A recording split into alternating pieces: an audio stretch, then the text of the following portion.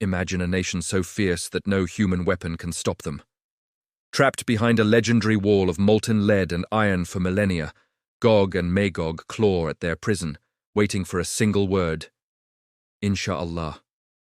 Their release signals the beginning of the end for humanity. Welcome to Sacred Muslim Tales 2. Are you ready for the ultimate truth? Subscribe and like now to uncover the world's greatest mysteries with us. Chapter 1. The Great Barrier.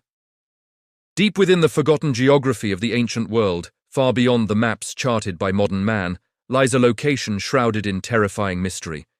It is a place where history holds its breath, waiting for a divine signal. We are told of a threat so cataclysmic that its release will herald the final chapters of human existence on Earth.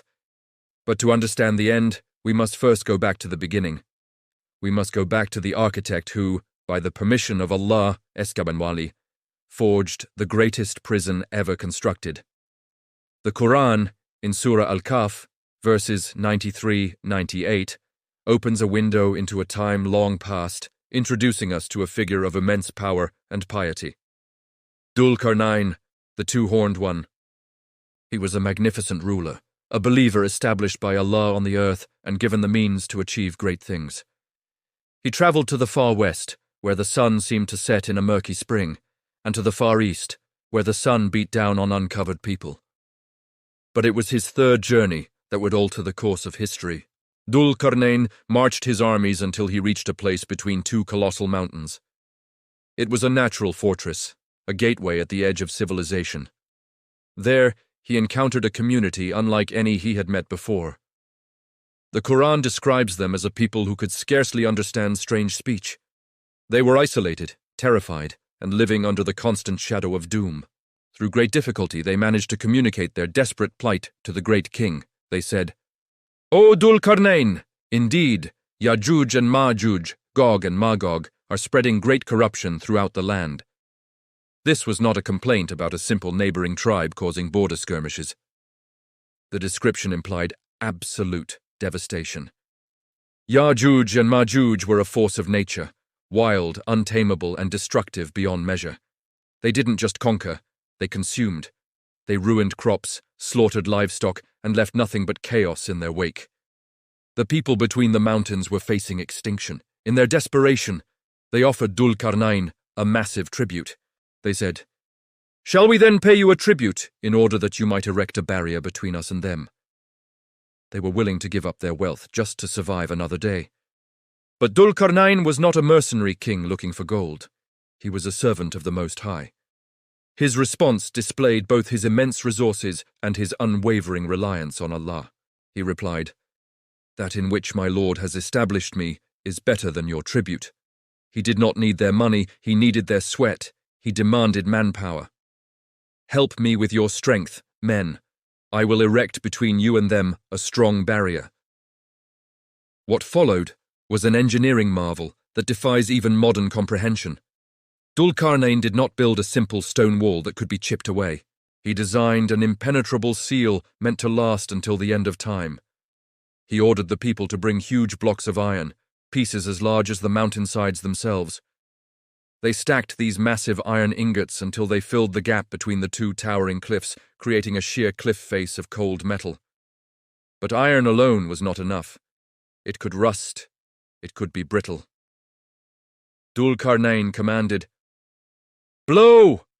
They used massive bellows to blast air onto the iron structure, heating it until the entire mountain of metal glowed red-hot, like fire itself. The heat must have been unimaginable. A man-made inferno nestled between the peaks. Then came the masterstroke. While the iron was glowing red, Dhul-Qarnayn said, "Bring me molten copper to pour over it." They poured rivers of liquid copper over the white-hot iron blocks. The copper flowed into every crack, every crevice, bonding with the iron on a molecular level. It created a bimetallic structure of incomparable strength. It is fascinating to note that modern metallurgy confirms that combining iron and copper creates an alloy vastly superior in strength and durability to either metal alone. The copper protects the iron from corrosion, and the iron provides rigid structural integrity. Thousands of years ago, guided by divine inspiration, Dhul-Qarnayn utilized advanced materials science. When the structure cooled, it was no longer just a wall. It was a smooth, towering dam of composite metal. The Quran records the result. So they, Yajooj and Majooj, were not able to scale it, nor were they able to pierce it. It was too high and smooth to climb, and too hard to tunnel through. The corruption was contained. The terrified people were saved. But Dhul-Qarnayn, in his supreme piety, took no credit for this impossible feat. Looking at the massive structure that sealed a whole nation away from the world, he said, "This is a mercy from my Lord." He recognized that this barrier was a temporary reprieve granted by Allah. He knew that iron and copper, no matter how strong, are subject to the will of their Creator. He left behind a chilling prophecy, but when the promise of my Lord comes, he will level it to the ground. And the promise of my Lord is ever true. The wall was built, the monsters were caged. But who exactly are these prisoners? Are they human, demons, or something else entirely? And what have they been doing behind that iron wall for thousands of years? The answers lie in the ancient lineage of prophets. In the next episode, we will unlock the identity of the prisoners. Whatever you are doing right now, stop and hit that subscribe button and give this video a like. If you found the story of Dhul-Qarnayn's wall fascinating, you cannot miss Chapter 2, where we reveal the shocking lineage of Gog and Magog. The truth is stranger than fiction. Turn on your notifications. You do not want to be late for the next revelation. This is Sacred Muslim Tales 2. Chapter 2. The prisoners of time for centuries. Maps have been drawn and redrawn.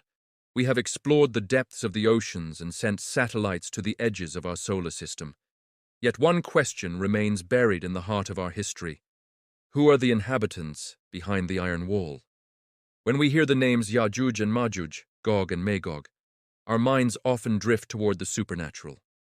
Are they monsters from another dimension? Are they a race of subterranean aliens? Or perhaps they are spirits or jinn that have taken physical form? To find the answer, we must strip away the folklore and look directly at the authentic sources of Islam. The truth is far more chilling because it is far more personal. The bloodline of the survivors. To understand the identity of Yajooj and Majooj, we must travel back to the moment the world began anew, after the Great Flood. When the Ark of Prophet Nuh, A.S., finally rested on Mount Judy, the world was an empty canvas. Only the survivors on that ship would repopulate the earth. Prophet Nuh, A.S., had 3 sons who survived with him, Shem, Sam, Ham, and Japheth, Japheth. From Shem came the Arabs, the Persians, and the Byzantines. From Ham came the peoples of Africa. But it is from Japheth, Japheth, that a specific branch of humanity descended. According to the majority of scholars and the narrations of the companions, Yajooj and Majooj are the descendants of Japheth. This means one terrifying thing. They are human beings. They are the children of Adam, A.S., just like you and me. They possess human biology, they breathe, they eat, and they are part of the human family tree. But they are a branch that has been twisted by ancient corruption and sealed away by divine decree. The terrifying ratio. If they are human, why do we fear them so much? The answer lies in their sheer, overwhelming numbers. In a profound and bone-chilling hadith found in Sahih Bukhari, the Prophet Muhammad, sallallahu alaihi wasallam, described a conversation that will take place on the Day of Judgment. Allah subhanahu wa ta'ala will call out, "O Adam." Adam, Isis, will respond, "At your service and at your command, and all good is in your hands." Allah will say, "Bring out the people of the fire." Adam will ask, "Who are the people of the fire?" Allah will reply, "From every 1,000, take out 999. At that moment, the Prophet Sallallahu said that the hair of the young will turn grey, and every pregnant female will drop her load. The companions were terrified. They asked, "O Messenger of Allah, who among us will be that one survivor?" The Prophet comforted them by saying, "Rejoice, for among you are 2 nations that never join anything except that they increase it, Yajooj and Majooj." Think about those numbers. For every 1 believer destined for Jannah, there are 999 from the tribes of Gog and Magog destined for the fire. Their population is so vast that our modern world, with its 8 billion people, is a mere drop in the ocean compared to the billions upon billions trapped behind that metal barrier. They are not just a nation, they are a sea of humanity waiting to burst forth. Human, yet distant. Because they are humans, they have the same basic needs we do. However, their isolation and their inherent nature have made them a fitna, trial, unlike any other. Some ancient descriptions suggest they have distinct physical features, small eyes, wide faces, and hair with a reddish tint, described as having faces like hammered shields. But it isn't their appearance that makes them dangerous, it is their corruptive nature. They were described to Dhul-Qarnayn as mufsidun, spreaders of corruption. In Islamic terminology, fasad, corruption, isn't just breaking a law, it is the total destruction of social, environmental, and moral order. They represent humanity's darkest impulses, violence, greed, and chaos, left unchecked and concentrated into a single, massive force, the mystery of their longevity. One of the greatest mysteries is how they have survived for thousands of years. How do they eat? How do they breathe? Where do they get their water? While modern science might struggle to explain a civilization living in total isolation behind a mountain range or underground, we must remember the words of Dhul-Qarnayn. This is a mercy from my Lord. Their survival is not a feat of biology, but a miracle of divine will. Allah has sustained them in that prison, keeping them alive, breeding, and increasing in number, for one specific purpose, to serve as a sign of the end of the world. They are the ultimate wild card of history. While we build cities, develop technology, and argue over borders, they are there, just on the other side of the wall. They are the shadows of our own history, a reflection of what humanity becomes when it is stripped of divine guidance and left to its own ferocity. But what are they doing right now? As you read these words, as the sun rises and sets over your home, what is happening at the base of that iron and copper wall? The Prophet, Sallallahu, gave us a glimpse into their daily routine, a repetitive, obsessive struggle that has lasted for millennia. And it all hinges on one single, missing phrase. Are you ready to find out why the wall hasn't broken yet? If this chapter opened your eyes to the true nature of the prisoners, make sure to subscribe to Sacred Muslim Tales 2 and like this video. We are just scratching the surface of this mystery. In Chapter 3, we go deep into the daily ritual of Yajooj and Majooj. We will explore the supernatural reset of the wall and the secret reason why they fail every single night. Don't miss the next revelation. Subscribe now. Chapter 3. The Daily Scratch. If you were to stand at the base of the Great Barrier today, in that hidden, silent corner of the earth, you wouldn't hear the wind. You wouldn't hear the sound of birds or the rustle of leaves. Instead, you would hear a sound so rhythmic and persistent that it would chill your soul. It is the sound of billions of fingernails, crude tools, and desperate hands scraping against cold, hard metal. This is not the sound of a construction site. It is the sound of a 1,000-year-old obsession. The Prophet Muhammad, saviez, gave us a terrifyingly vivid description of what goes on behind Dhul-Qarnayn's wall every single day. While we go about our lives, working, sleeping, and dreaming, a massive civilization is engaged in a singular, tireless mission: to break through. The cycle of exhaustion. In a hadith narrated in Sunan ibn Majah, we are told that Yajooj and Majooj dig through the wall every day. Imagine the scene, an army of millions working in shifts, driven by a primal urge to escape their cage. They claw at the iron and copper, slowly wearing it down, millimeter by millimeter. They work until the very end of the day. They work until their hands are bloody and their bodies are failing. Finally, as the sun begins to set, they reach a point of breakthrough. The leader of the workers looks at the barrier and sees a tiny pinprick of light, a sliver of the world outside. He sees the sky for the first time in his life. The leader then turns to his exhausted people and says, "Go back now. We will finish digging through it tomorrow." The arrogance of the self. Here is where the mystery deepens. They leave. They go to sleep, believing that the few inches of metal left will be easily conquered the next morning.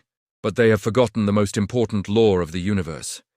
Nothing happens except by the will of Allah. Because they do not say Insha'Allah if Allah wills, They are relying entirely on their own strength. They believe their progress is their own achievement. But while they sleep, a divine reset occurs. Allah, SWT, commands the wall to return to its original state. When they wake up the next morning and rush back to the site of their labor, they don't find the thin, fragile layer they left behind.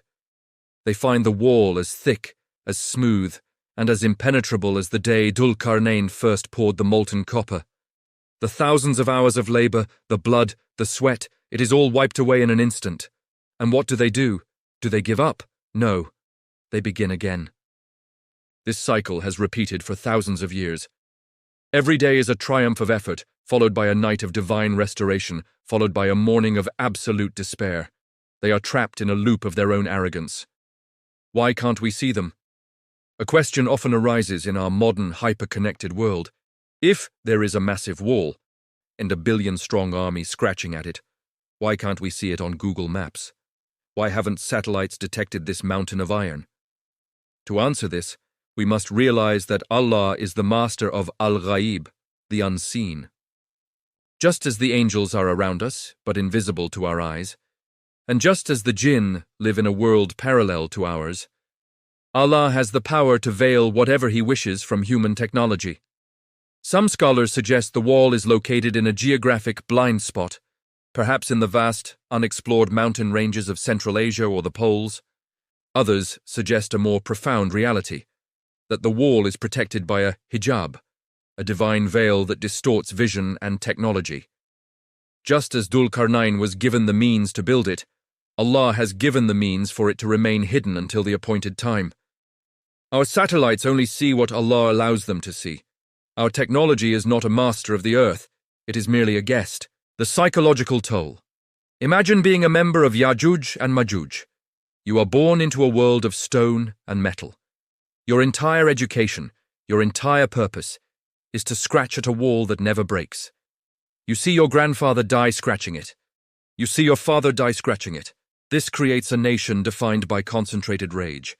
They are not just hungry, they are starved for the world outside. When that wall finally falls, it won't just be an army marching out. It will be a dam of ancient, bottled-up fury bursting forth upon a world that has forgotten they even exist. The missing key. This daily ritual teaches us a profound spiritual lesson. How often do we work toward a goal, relying only on our talent, our money, or our connections? How often do we say, "I will do this tomorrow," without acknowledging the one who controls tomorrow? The wall remains standing today, not because the iron is too strong, but because the phrase Insha'Allah has not yet been spoken by their leader. The barrier is not just physical, it is spiritual. It is a lock that can only be opened by a specific key, the acknowledgement of divine will. But the prophecy tells us that one day the routine will change. One day the leader will say the words, and on that day the wall will not reset. On that day the scratching will stop and the screaming will begin. Are you starting to feel the weight of this reality? We live in a world that feels permanent, but just behind a hidden veil, a civilization is one phrase away from ending the world as we know it. If this chapter made you reflect on the power of Insha'Allah, make sure to like this video and subscribe to Sacred Muslim Tales too. The clock is ticking. In Chapter 4, we will witness the moment of the Great Collapse. What happens when they finally say the word? How does the world react when the daily scratch finally becomes a daily breach? Subscribe now and stay tuned. The wall is thinning. Chapter 4. The Power of Insha'Allah. For thousands of years, the world has been protected by a linguistic shield. It wasn't just the iron, it wasn't just the copper. It was the absence of a single phrase. As we discussed in the previous chapter, the daily failure of Yajooj and Majooj to breach their prison was rooted in their own self-reliance. They believed in their own strength, their own tools, and their own persistence. But in the eyes of the Creator, human effort without divine permission is like writing on water. However, the prophecy of the Messenger of Allah, sallallahu alaihi wasallam, tells us of a specific morning, a morning that starts like any other, but ends with the shattering of the world's oldest secret. The moment of divine permission. In one day, As the sun begins to dip below the horizon and the leader of the tribes of Yajooj and Majooj prepares to call his workers to rest, something shifts. Perhaps it is a flicker of inspiration, or perhaps it is simply that the time decreed by Allah has finally arrived. For the first time in millennia, the leader will look at the thinning wall, seeing the light of our world bleeding through the cracks, and he will say, "Go back now. We will finish digging through it tomorrow, insha'Allah, if Allah wills." The moment those syllables leave his lips, the spiritual lock on the wall is released. The phrase insha'Allah is not just a polite expression. It is the ultimate acknowledgement of reality. It is the humble admission that man proposes, but God disposes. By saying it, the leader unknowingly aligns his will with the divine decree. The morning of the great breach. That night, the reset does not happen. For the first time since the days of Dhul-Qarnayn, the angels do not restore the iron and copper. The wall remains as thin and fragile as they left it. When they return the next morning, they don't find a smooth, impenetrable cliff. They find the same pinpricks of light. They find the same jagged holes they carved with their bleeding fingers. The realization hits them like a physical blow. The way is open. The Quran describes this moment in Surah Al-Anbiya 96. Until, when the dam of Yajooj and Majooj has been opened, and they, from every elevation, descend swifting. They don't just walk out, they pour out. Imagine a dam bursting. This isn't an orderly march of soldiers. It is a chaotic, frenzied swarm of billions who have been starved of the open air for thousands of years. They surge over the mountains, they scramble down the cliffs, and they begin to flood the plains of the earth. The levelling of the wall, Dhul-Qarnayn's prophecy is fulfilled, but when the promise of my Lord comes, he will level it to the ground. The massive structure of iron and copper, once a marvel of ancient engineering, crumbles like sand.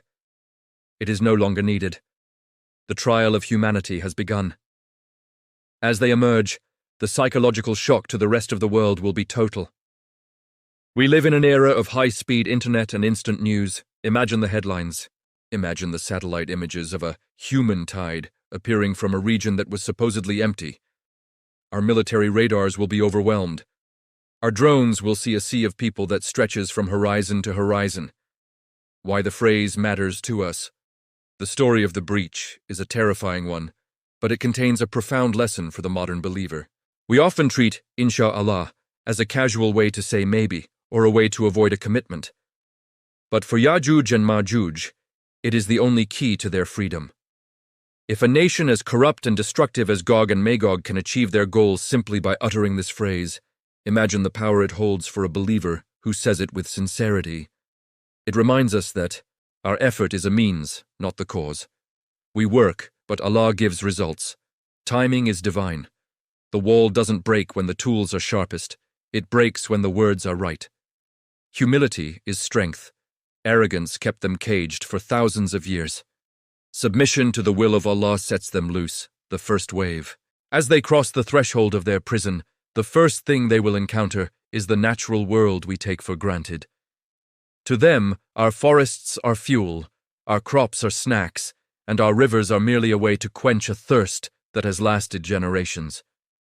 The Prophet, CONTES, told us that the first group to reach the Sea of Galilee, Tiberias, will drink from it until it is dry.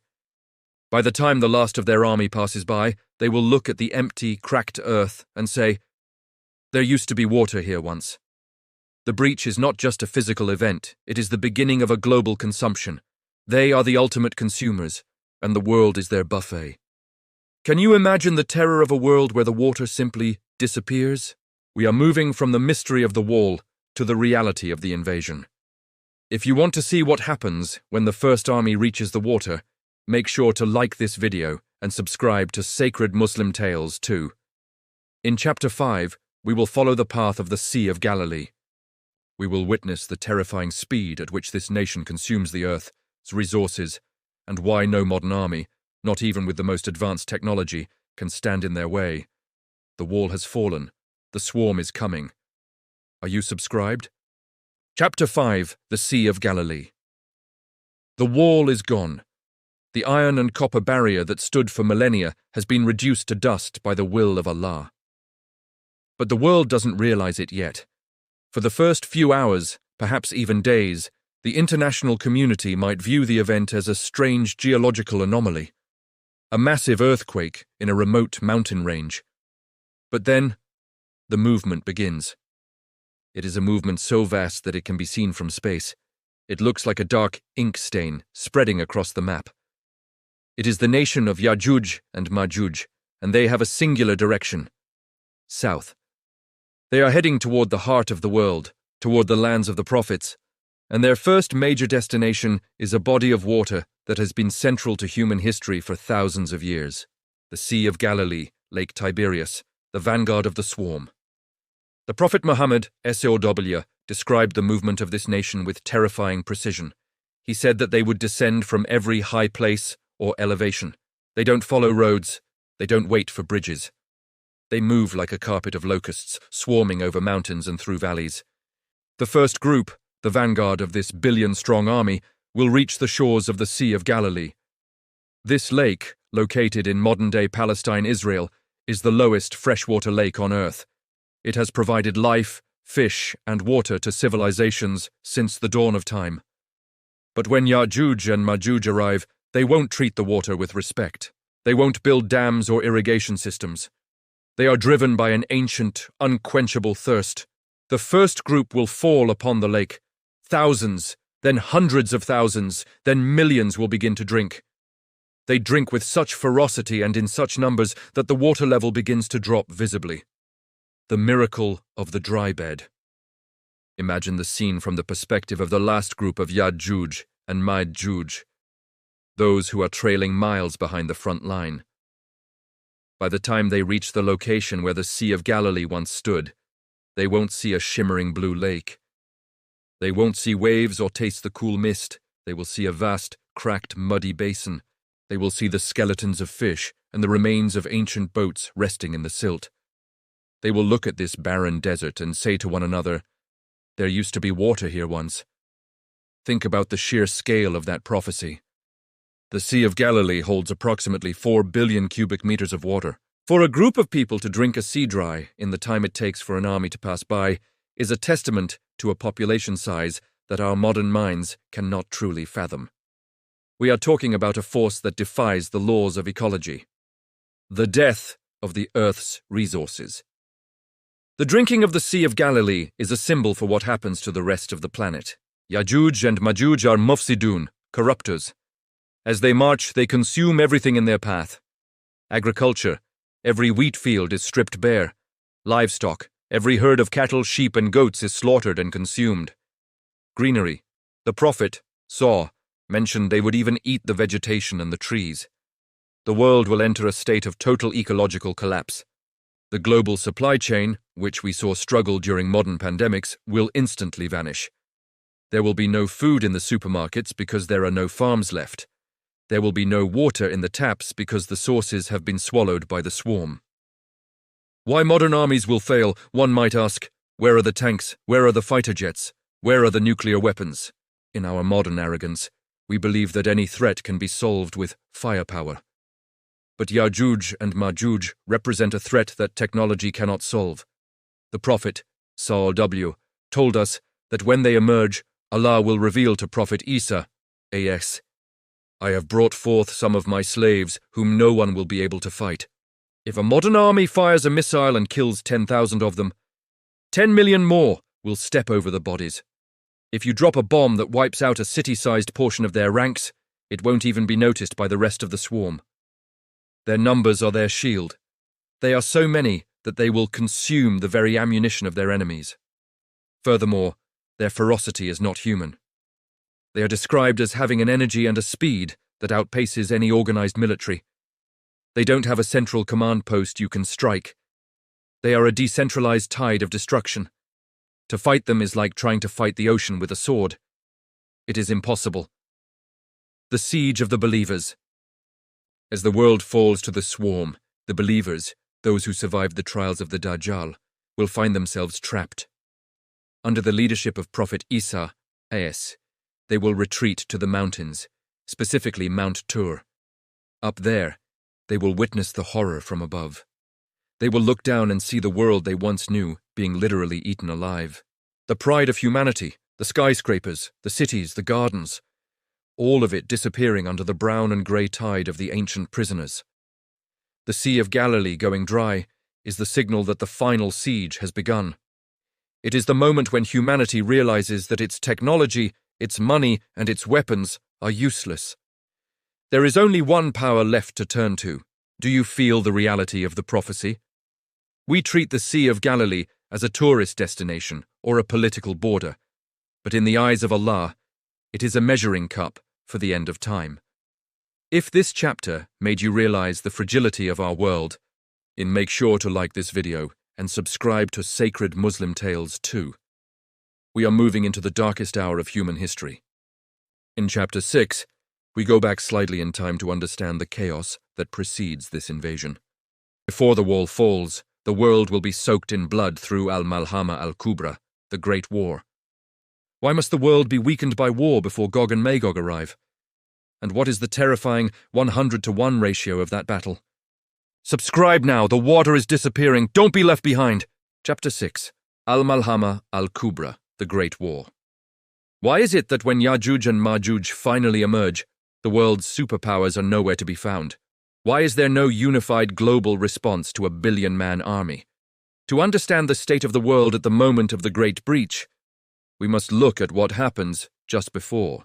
The Quran and the Sunnah describe a period of such intense global conflict that by the time the ancient prisoners are released, humanity is already on its knees. This is the event known in Islamic eschatology as Al-Malhama Al-Kubra, the Great Slaughter. In Western traditions, it is often called Armageddon, the peace that ends in blood. The prophecy begins not with war, but with a surprising peace. The Prophet Muhammad, ﷺ, told us that the Muslims would make a peace treaty with a Roman power, often interpreted as the Western nations. Together they will fight a common enemy and emerge victorious. But this alliance is fragile. It is built on necessity, not trust. After the victory, while the Allied forces are resting in a meadow, a man from the Western forces will raise a cross and shout, "The cross has conquered." In response, a Muslim soldier will rise and strike him, asserting that victory belongs to Allah alone. This single spark will ignite the largest powder keg in human history. The treaty will be torn to shreds. The Prophet, saviez, said that the Romans would then gather for war under 80 banners, and under each banner there would be 12,000 soldiers. That is nearly a 1,000,000-man army converging on one specific location, Dabiq or Amak, near Aleppo in northern Syria. The gathering at Dabiq, as the banners of the world gather, the best of the people on earth at that time, an army from Medina, will come out to meet them. This is not just a political war, it is a spiritual filtration. As the two armies face each other, the Western forces will make a demand. Leave us and those who were taken as prisoners from among us so that we may fight them. They want the Muslims to hand over their brothers who had previously converted or joined the ranks. But the Muslims will reply with a bravery that has been lost for centuries.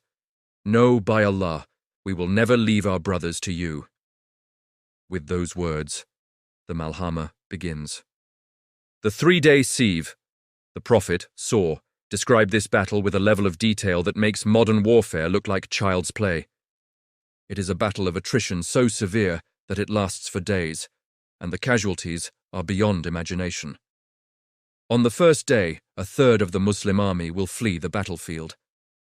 The Prophet, SAW, said that Allah will never forgive them. They are those whose hearts could not withstand the sheer terror of the clash. On the second day, another third will be martyred. The Prophet, SAW, described them as the best of martyrs in the sight of Allah. On the third day, the remaining third will charge. These are the ones who will never be defeated. They are the victorious group. The intensity of the fighting is described in a way that suggests either a total collapse of modern technology or a scale of violence that makes machines irrelevant. The hadith mentions that a bird flying over the battlefield would drop dead from the sky before it could reach the other side, because of the sheer density of death and the stench of blood. The 99% rule. This is perhaps the most chilling statistic in Islamic prophecy. It is narrated that this war will be so brutal that if a family of 100 brothers went into the fight, only one would survive. Think about that ratio, a 99% casualty rate. This is why when we look forward to the arrival of Yajooj and Majooj, the world is empty of resistance. The jets have been shot down, the tanks have run out of fuel, and the great men of the world are buried in the soil of Dabiq. The Malhama is the meat grinder of history. It is the event that clears the stage for the Dajjal and eventually the release of the prisoners behind the wall. The victory and the false cry. The Muslims will win the Malhama. They will move forward to conquer Constantinople, Istanbul, without even drawing a sword. They will conquer it with the takbir, shouting Allahu Akbar, and the walls of the city will fall by the power of the word of Allah. But as they are dividing the spoils of war, a great deceiver will play his final card. A voice will cry out, "The Dajjal has appeared and is among your families." The soldiers will throw down their gold and their prizes and rush back to protect their homes, only to realize that the final trial, the Antichrist, has truly arrived. Why the Malhama matters. The Malhama Al-Kubra is not just a story of blood, it is a story of purification. Allah uses this war to separate the true believers from the hypocrites. It is the fire that tempers the steel of the believers who will eventually have to face the Dajjal, and later, the hunger of Yajooj and Majooj. It teaches us that before the miraculous end, the return of Prophet Isa, there must be human sacrifice. The world cannot be saved until it realizes that its own systems of power are incapable of bringing peace. By the end of the Malhama, the global population is decimated. The infrastructure is gone. The world has returned to a state of primal struggle. And it is into this broken, exhausted and bleeding world that the wall of Dhul-Qarnayn finally crumbles. Are you starting to see how the pieces fit together? The world doesn't end in a day. It is dismantled layer by layer. First, the peace is broken. Then, the great war, Malhama, consumes the men. Then, the Dajjal misleads the souls. And finally, Yajooj and Majooj consume the earth. If this chapter gave you a new perspective on the wars and rumors of wars we see today, make sure to like this video and subscribe to Sacred Muslim Tales too. We are moving into the most hopeful and yet most terrifying part of our series. In Chapter 7, the sky will split open. We will witness the return of the Messiah, Prophet Isa, AS. How does he descend? Who is with him? And how does he kill the Dajjal at the Gate of Lud? Only to find a threat even more unstoppable, waiting in the mountains. Subscribe now. The Malhama is just the beginning. In Chapter 7, the return of the Messiah. Imagine a world where the sky has turned grey with the smoke of the Malhama, and the earth has been stained red with the blood of millions. In this broken landscape, a figure has emerged who claims to be God. He performs miracles, bringing rain, reviving the dead and commanding the treasures of the earth. This is the Dajjal, the great deceiver. The believers are starving, hiding in the mountains, and the situation seems hopeless. But just as the night is at its darkest, the heavens will split open. Not with fire and brimstone, but with a light of pure divine mercy. The descent in Damascus. The Prophet Muhammad in Saul gave us a description of this moment so vivid it feels like a movie scene. He told us that Prophet Isa ibn Maryam, Jesus, the son of Mary, will descend from the heavens. He will not arrive as a baby or a spirit, but as a man in his prime, approximately 33 years old. He will descend at the white minaret in the eastern part of Damascus, Syria. He will be wearing 2 garments lightly dyed with saffron, and his hands will be resting on the wings of 2 angels. As he lowers his head, beads of perspiration will fall like pearls, and when he raises it, droplets like silver will scatter. When he touches the ground, the believers will be preparing for the Fajr, dawn, prayer.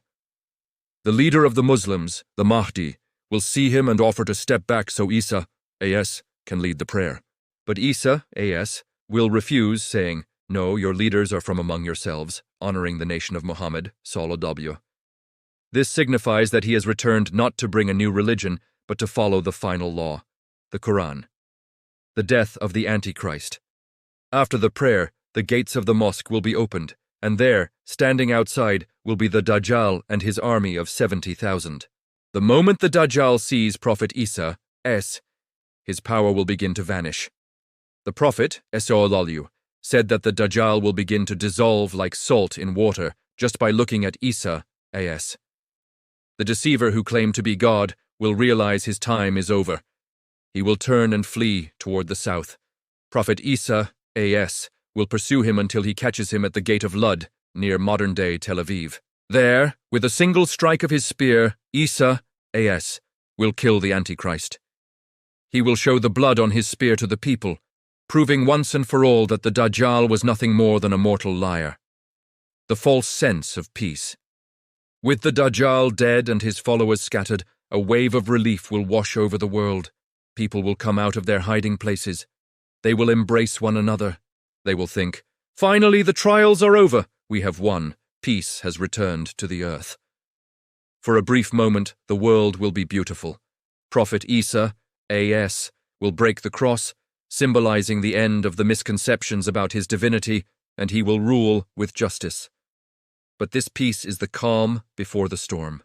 While the believers are celebrating their victory over the Dajjal, the Creator will speak to Prophet Isa, The revelation of the unstoppable force Allah, will reveal to Isa, a message that will turn his joy into immediate, urgent action.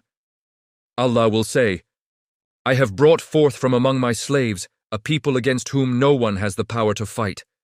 So take my slaves to Mount Tur for safety." Think about this. Prophet Isa, has just killed the most powerful sorcerer in history. He has the support of the Mahdi and the most elite warriors of the Muslim Ummah. Yet Allah tells him, "You cannot fight these people. Do not even try. Run, take the believers and hide." This is the ultimate humbling of humanity. Even with a prophet of Allah leading them, even with the victorious group, they are no match for the sheer physical and numerical power of Yajooj and Majooj. The retreat to Mount Tur. Prophet Isa, will immediately obey. He will gather the survivors, men, women, and children, and lead them to the heights of Mount Tur in the Sinai Peninsula. They will leave behind their homes, their newly won spoils of war, and their cities. As they climb the rugged paths of the mountain, they will look back and see the horizon changing. The dust clouds rising in the distance aren't from a storm, they are from the feet of billions. The daily scratch is over. The Insha'Allah has been said. The Sea of Galilee is being emptied. The Messiah has returned, but he has not come to fight this war with a sword. He has come to lead the believers through the greatest siege of hunger the world has ever seen. Are you ready for the most intense survival story in human history? The believers are trapped on a mountain, and the world below is being swallowed by a sea of ancient humans. If you found hope in the return of Prophet Isa, make sure to like this video and subscribe to Sacred Muslim Tales 2. We are entering the endgame. In Chapter 8, we will witness the siege of Mount Tur. We will see how a single head of a bull becomes more valuable than 100 gold coins, and how the believers find the strength to pray while the world below them screams. The Messiah is here, but the swarm is closer. Subscribe now and don't miss the next chapter. Chapter 8, The Siege of Mount Tur. The victory over the Dajjal, which should have been the beginning of a golden age, has turned into a desperate race for survival. Under the divine command of Allah, Prophet Isa, has led the remnant of the believers to the heights of Mount Tur. Below them, the world is being erased. The cities of the Levant, the plains of Mesopotamia, and the valleys of the Hijaz are disappearing under a tide of billions. This is not a traditional war.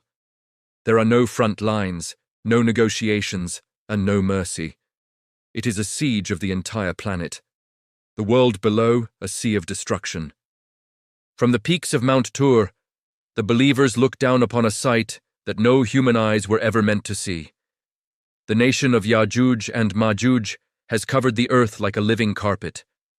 Every green thing has been eaten. Every drop of fresh water has been drunk. The prophet told us that they would shoot their arrows into the sky in their ultimate arrogance. They will say, "We have defeated the people of the earth, now let us defeat the people of the heavens." Allah, as a trial and a lure for their destruction, will cause their arrows to return to them stained with blood. Seeing this, they will scream in triumph. Believing they have killed the inhabitants of the heavens, they will roam the earth, finding no one left to kill, no more cities to sack. They will believe they are the absolute masters of the universe. The agony of the believers. Meanwhile, on the mountain, the situation is dire.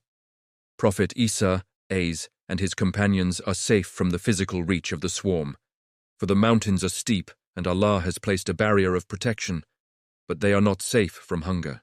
The siege of Mount Tur is perhaps the most difficult period of starvation in history. All supply lines are cut. The fields below are gone. The livestock has been consumed by the invaders. The Prophet, SAW, described the extremity of this hunger with a shocking comparison. He said that during that time the head of a bull would be more precious to them than 100 dinars, gold coins, are to you today. Think about that.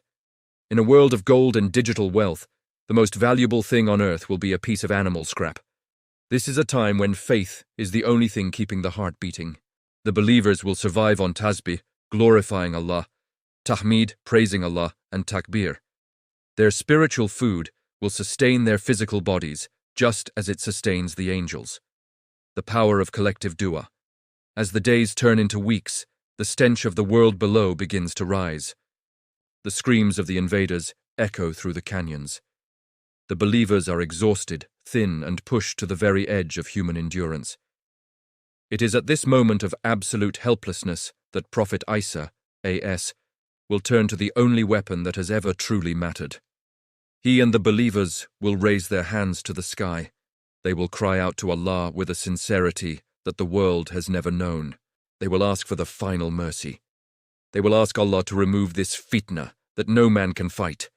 They realize that their technology, their swords, and even their physical presence are nothing. They are entirely dependent on the Creator. The silence of the swarm. For years, the sound of the world was the daily scratch.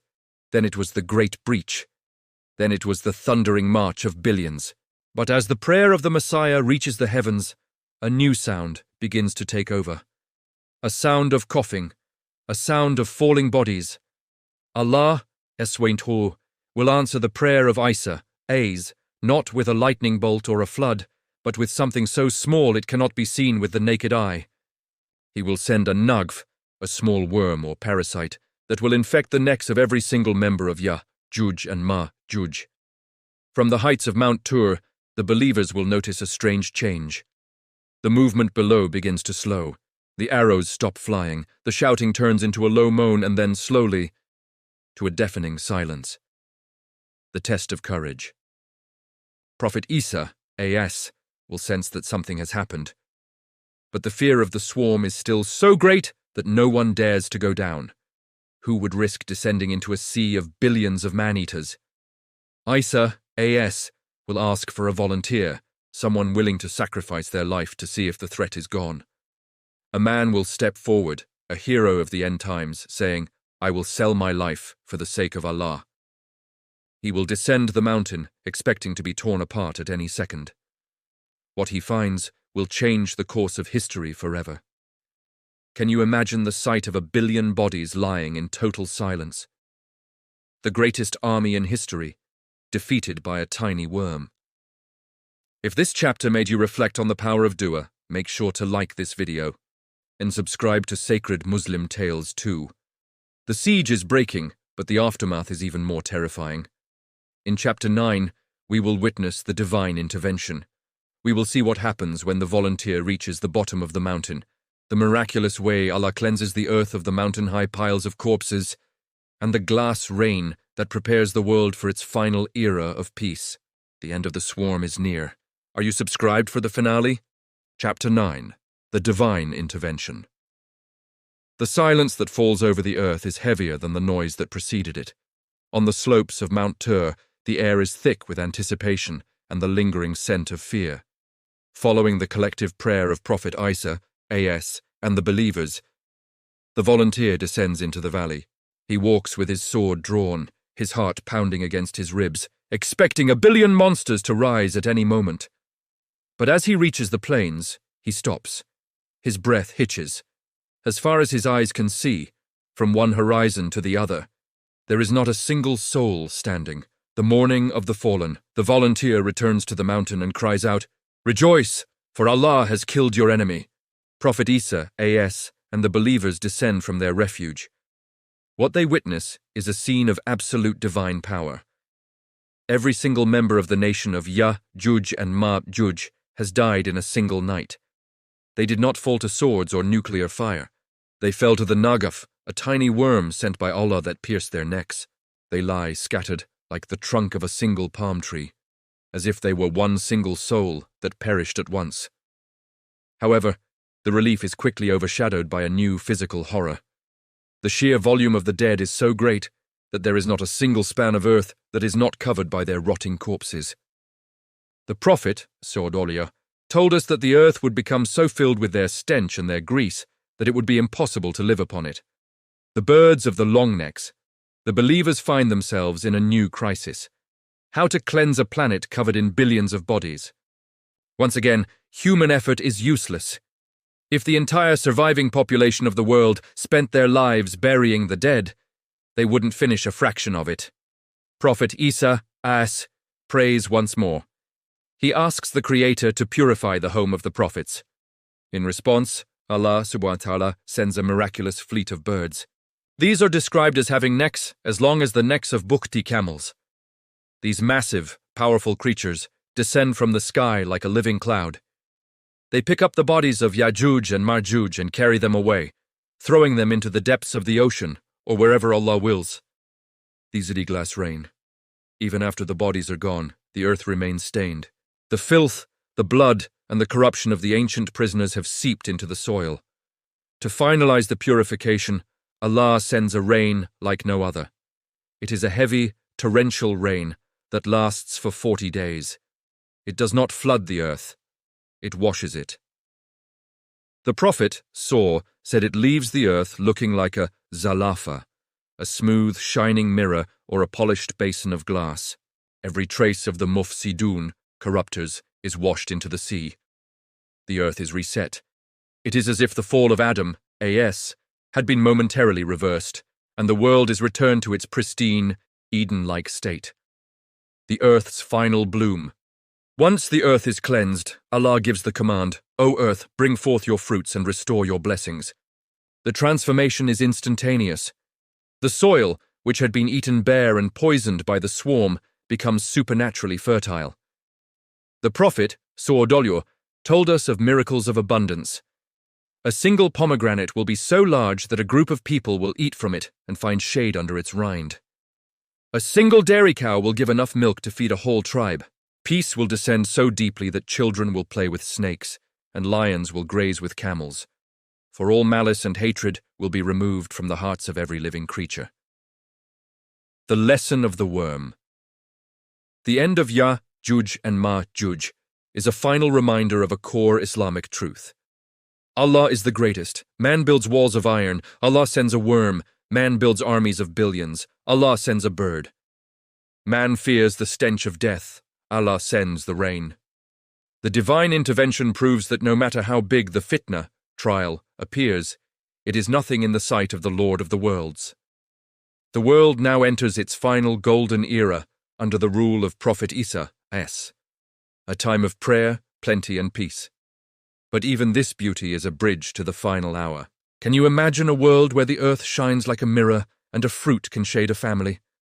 We have gone from the darkness of the cage to the light of the purification. If this chapter moved your soul, make sure to like this video and subscribe to Sacred Muslim Tales too. We have reached the final crossroads. In our final chapter, chapter 10, we look at the legacy of this story. We will discuss the life of the believers after the swarm, the eventual passing of Prophet Isa, AS, and the final signs that lead to the blowing of the trumpet. Most importantly, we will ask, are you ready? The world has been washed clean. Don't miss the conclusion. Subscribe now. Chapter 10. The Last Sunset. The earth is now a paradise regained. Following the purification of the glass rain, the world experiences a tranquility that hasn't existed since the beginning of time. Prophet Isa, AS, rules from Jerusalem, implementing the law of the Quran. For several decades, there is no poverty, no war, and no hatred. Wealth is so abundant that when a person offers charity, they find no one willing to accept it. Every person is content. The passing of the Messiah. But even this golden era must conclude. Islam teaches us that every soul shall taste death, including the Messiah. After living for 40 years on earth following his return, Prophet Isa, A.S., will pass away. The Muslims will perform his funeral prayer, janazah, and bury him in Medina, near the resting place of the Prophet Muhammad, sallallahu. With his passing, the spiritual anchor of the world begins to shift. Slowly, over generations, the memory of the great trials, the Dajjal and the swarm begins to fade. Hearts begin to harden once more. The vital Wansi. As the last of the righteous people begin to age, Allah SWT will send a final mercy. A gentle, cool wind from the direction of Yemen. This wind, described as being softer than silk, will travel across the globe. It will reach every person who has even a grain of faith, iman, in their heart. As it touches them, they will pass away peacefully. In a single moment, the world is emptied of all goodness. Only the worst of humanity remain, those who do not know the name of Allah, who live like animals, and who have no moral compass. It is upon these people that the last sunset will fall. The ultimate question. The story of Yajooj and Majooj is not just a tale of ancient monsters, it is a mirror. It shows us that human power is fragile, that divine timing is perfect, and that the only true protection is the bond between a servant and their creator. The wall of Dhul-Qarnayn may still be standing today, but the daily scratch is getting closer to the surface. We look at the world's wars and think they are the end, but the prophecy tells us that much greater trials await. The question isn't when will they come, but rather, what have we prepared for the day we meet our Lord? This concludes our journey through the sacred Muslim tales too. We have traveled from the iron walls of the past to the golden plains of the future.